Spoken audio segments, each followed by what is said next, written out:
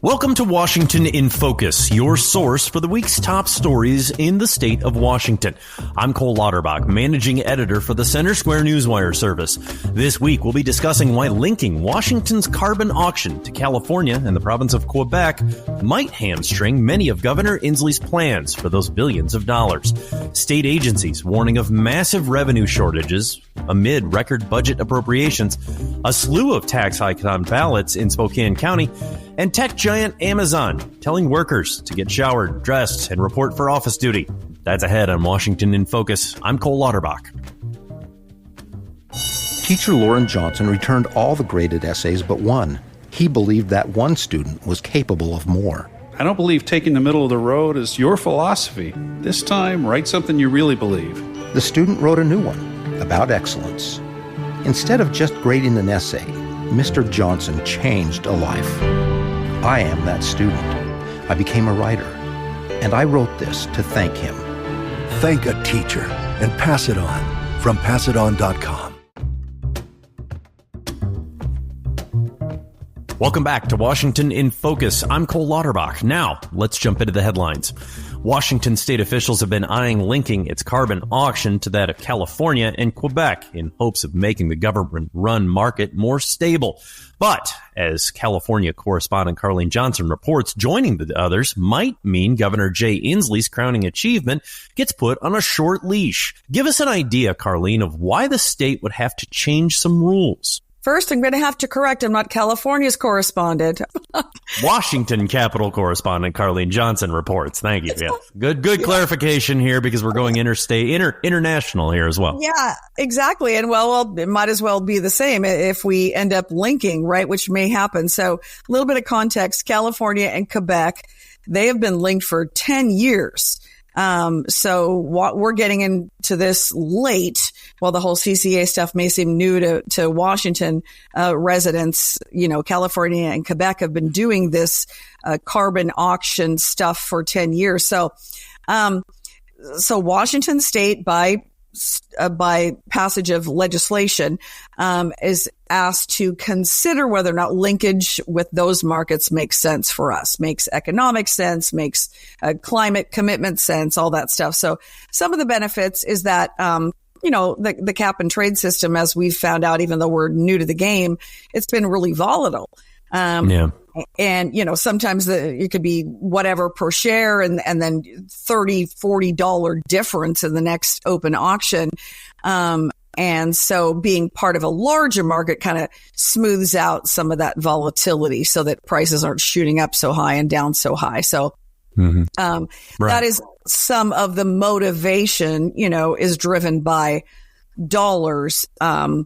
And the issue though, Cole, is that, these guys have been linked, as I said, for 10 years. And they may not be inclined to bend any of Washington's CCA rules per legislation for how we want to run our climate commitment goals. And if we're going to link to them, they're basically saying, okay, you're going to have to bend to us a little bit. And it sounds like, Washington is having a little bit of trouble going, do we really want to bend to them and go by their rules, or are our climate goals better than theirs? Yeah. Well, and it sounds like what they're trying to do is, they want to link to these other two markets that have joined now for a decade, like you said. And the others are not necessarily going to just all of a sudden willingly let Washington jump into this market with its own set of rules that they had already established for their own, which includes a lot of things that they are able, Governor Inslee, the state of Washington, is able to spend on that the other states, in order to form these markets for whatever reason, either it was political expediency to actually get it passed, or it was the issue of, legalities in terms of what they're simply not allowed to spend this money on.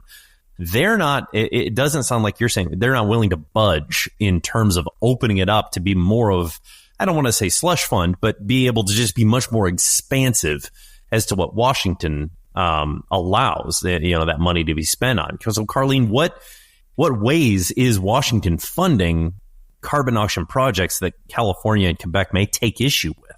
Yeah. And and to be fair to the Department of Ecology, which I've been in a lot of communication with, they're bound by legislation, right? That followed CCA. Sure. Yeah. Washington lawmakers went back and said, okay, if we're going to look at linkage, we want to make sure that we're going to all these communities that are impacted by CCA funding, get their feedback, and then we can go back to California and Quebec and go, okay, so, our people in these disadvantaged communities, which benefit a lot from CCA funding, what do they feel about it?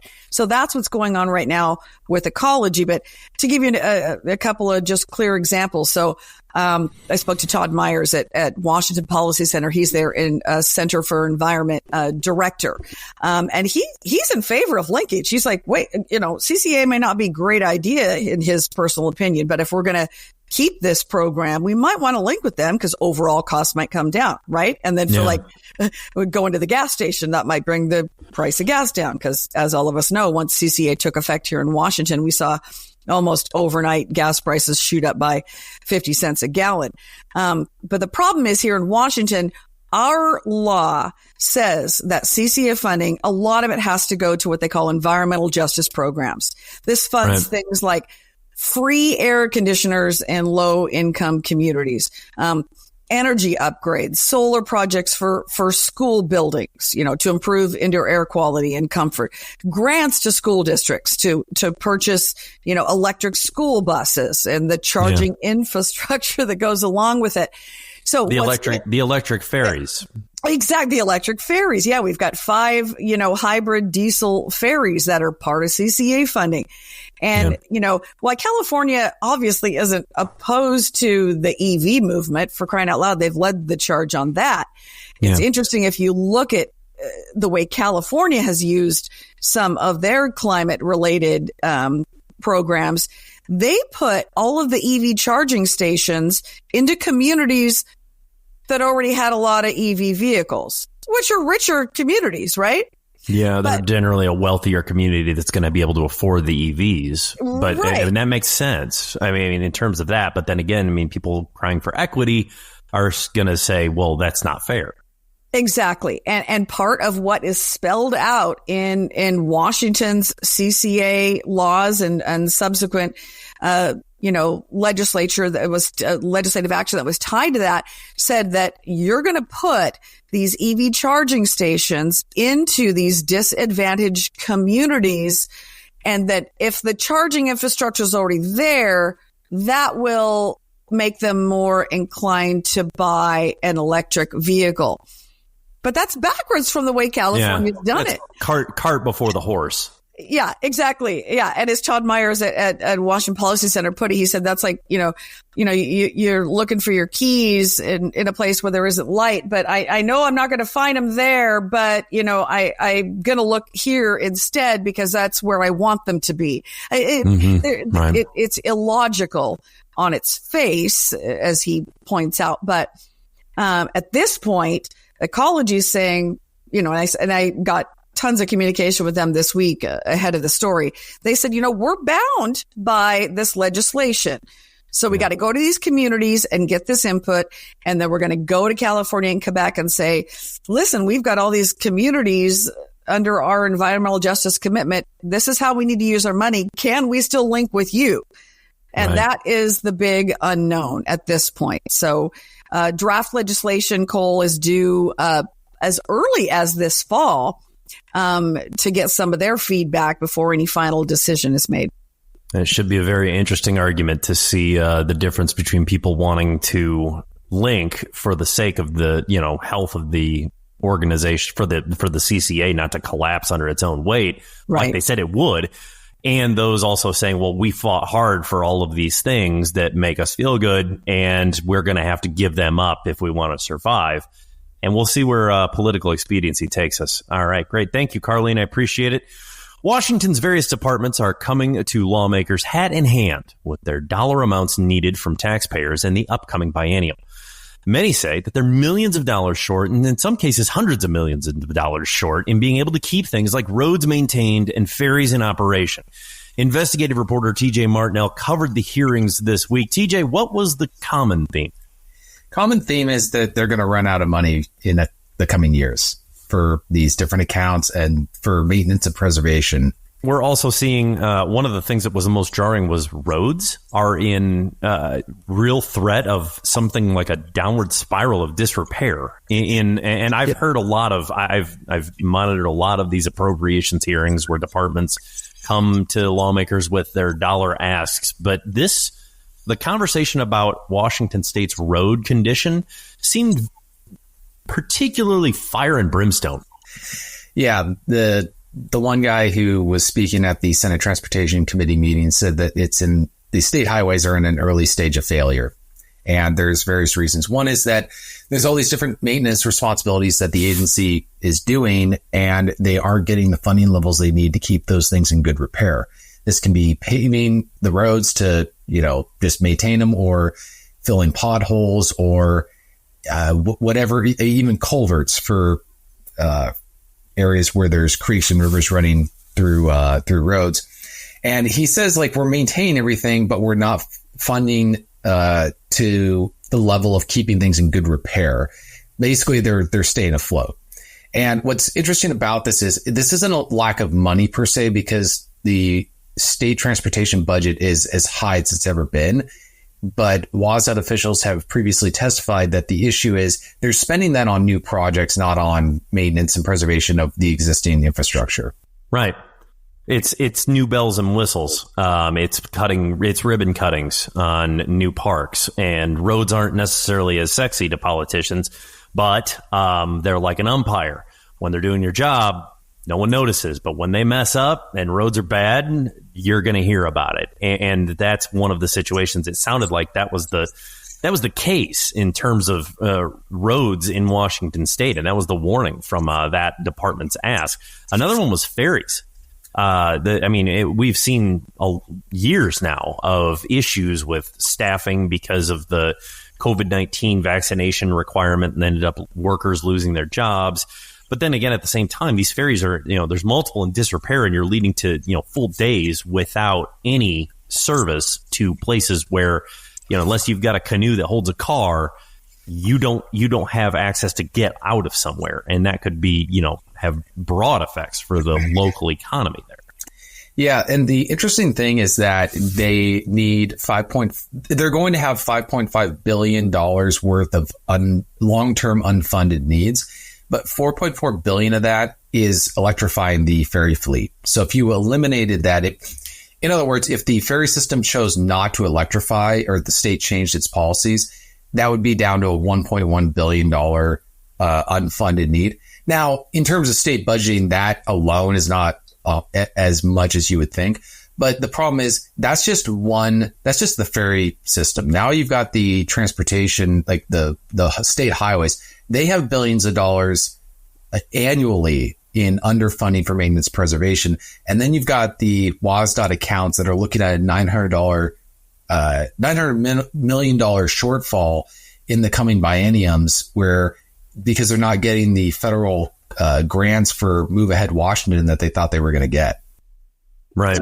And you mentioned the record revenue, and also that's supplemented by CCA money. And regarding the ferries, Governor Inslee had said, when they pressured him to say, well, why? I mean, we need this now. And to get an electrified ferry is going to be 2026, 2027. It's years away from being contract paid for, built, and delivered and in operation. In the meantime, you've got a real crisis in terms of ferry service here. But the rub with that is that allows them to use money from the carbon auction, correct? Correct, but they're not going to be using as much. They're going to be using hundreds of millions of dollars, but when we're talking about billions, that's not a lot of the money is going to have to come from somewhere else, or they're going to have to start using more CCA revenue for this stuff. I mean, for example, one of the 124 vehicle vessels, ferries, is going to cost $253 million a piece. The ones that are going to carry 144 vehicles is going to cost an estimated $400 million per vessel. And it's not an apples to apples, orange to orange comparison, but some of the previous ferries, the latest ones that they got, cost $142 million, I believe, when you adjust it for, or $180 million if you adjust it from 2015 dollars. But we're talking a significant amount less. And the difficulty is that their vehicle capacity is different, so you can't do a direct comparison. That makes sense. Yeah. I'm curious to see in the upcoming budget sessions if lawmakers decide to put away those golden shovels and giant scissors in favor of some of these things like, roads. But thank you, TJ. Good story. Appreciate it. Voters in nearly every corner of Spokane County will get their ballots in the mail soon and see requests from their local government to hike their taxes in various ways. Eastern Washington reporter Tim Klauser pored over the measures and put together a story giving voters quite a bit of a rundown. The big one, Tim, looks to be from the county itself, right? Yeah, Cole. Well, it might not be the biggest, but it's arguably the most consequential. Spokane County is asking its voters to renew its existing juvenile justice and jail sales tax. That tax is a 1/10 of 1% sales tax, meaning consumers pay about $1 for every $1,000 spent. Now, that money goes towards salary and the general operations of the county's detention services, which is used by each of the cities and towns within the county, including the city of Spokane. There's a little bit of drama between the county and the city of Spokane in terms of dueling ballot propositions this time around, right? Yeah, so the city is pushing for generally the same sales tax as the county, except this would be an increase, not a renewal of an existing tax. It'd cost residents the same amount of money, $1 for every $1,000 spent. But rather than funding the general operations of jails and the juvenile facilities, it's plugging a hole in the city's deficit. Now, the city is painting this in a different light. They're saying that all of these uses are new investments, but rather most of them are going towards expenditures that were paused due to the deficit itself. Sorry. Go ahead. Both the city and the county's tax measures can pass. A lot of officials are worried from both sides that only one will pass due to voters being tax conscious, but it's possible that they both do pass. Now, in the event that only the city's passes and the counties fail, it'd be detrimental to detention services, which the entire county uses. The county already released over 2,000 felony offenders within the last few years, so losing that revenue would only exacerbate things for the county. Right. And they've said, too, that this would inherently make the county less safe because of that. I mean, they wouldn't have the resources that they even have now because they would have to cut back, correct? Yeah, correct. The Spokane County Sheriff has come out repeatedly and warned voters of this, but the city hasn't really put a position on it outside of its two conservative members on the council. Rather, they're pushing to fill that budget hole, and the county is pushing to make sure they don't make their hole bigger. Now, you've got others in Spokane County. There's Rockford also has residents are going to be deciding on that one as well. Yeah, the town of Rockford is the next on the list in terms of tax proposals. It's asking its residents to pass a property tax levy for the city's fire services next year. Now, this is pretty routine for them and other cities in the county. So they're asking property owners for 51 cents for every $1,000 of assessed property value. But given the town's size, it's only estimated to raise a little bit over $35,000, which should be enough for fire services that year.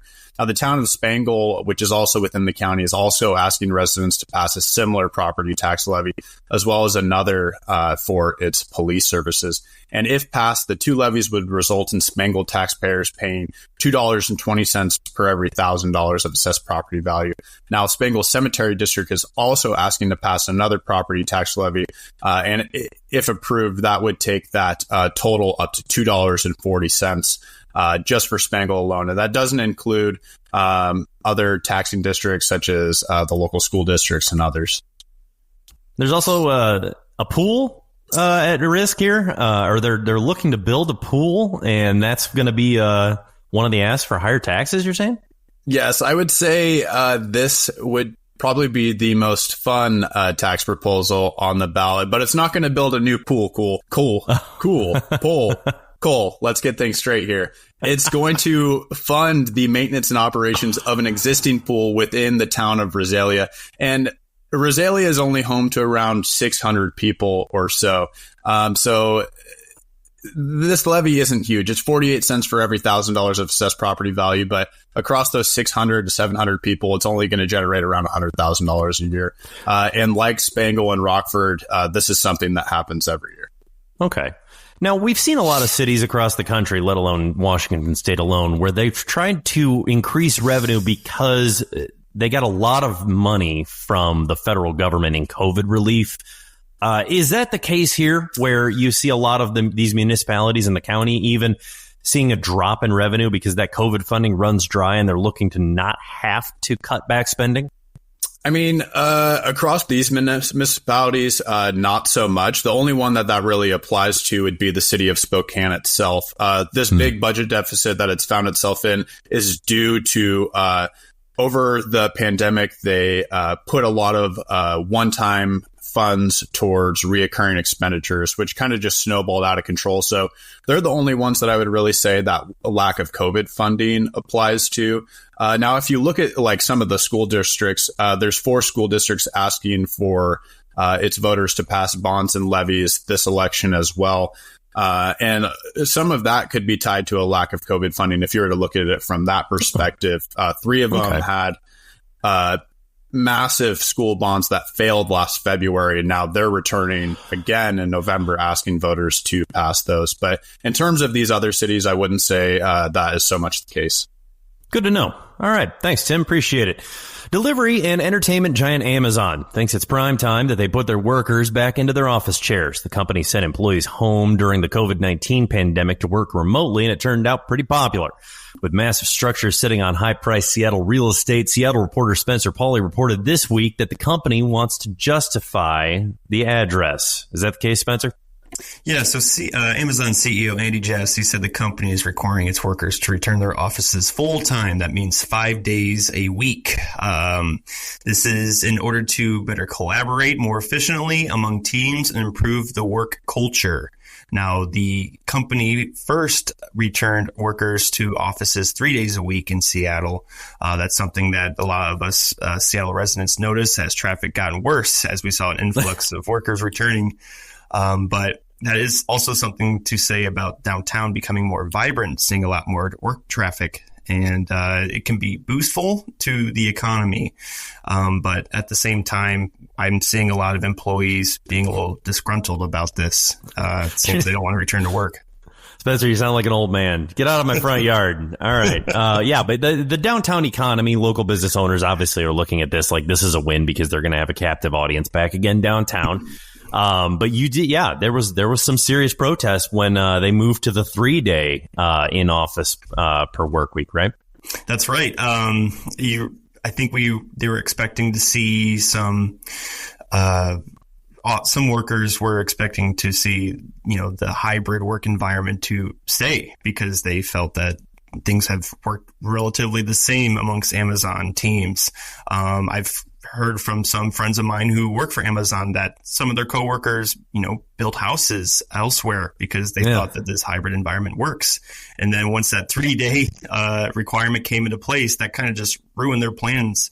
Whether they're living outside, like let's say another county away from Seattle and having to commute 2 hours ahead. So that changed a lot of plans.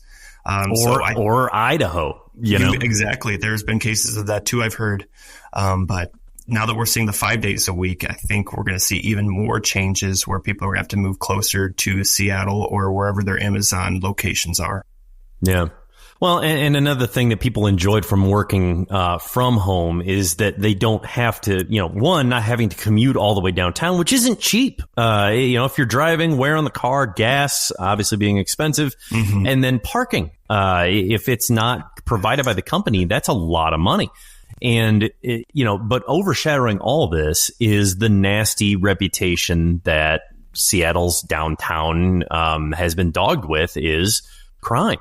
Homeless, drug use. This becomes part of the daily commute for people that haven't had to deal with it in years. Yeah, and you would think, and some people think that maybe just the influx of workers would help kind of shove away some of the issues that downtown's seeing. That open drug use and homelessness is very prominent, but I don't think that's the case still. I think that's something that they're all going to be subject to. Now, I looked at some crime statistics that the Seattle Police Department regularly updates. And while downtown Seattle isn't exactly the worst when it comes to violent crime among Seattle neighborhoods, it is top 3. So that can still be a threat to workers coming in who are not used to that. And I think that is something to also consider. Now, whether or not Seattle Police Department will look more into downtown area, especially with their recent adoption of this Seattle stay out of drug area ordinance that looks to kind of combat this issue by, preventing, people who have been caught doing drugs in these areas from returning those areas. We'll have to see, but that could help, could just remain the same. Yeah. The thought that homeless and people doing drugs will just leave because there's too many Amazon workers on the street seems to make a lot of sense to me. Thank you, Spencer. And a big thank you to our journalists for sharing their stories. Stay up to date with these and more at thecentersquare.com. I'm Cole Lauterbach. And until next time, this has been Washington in Focus.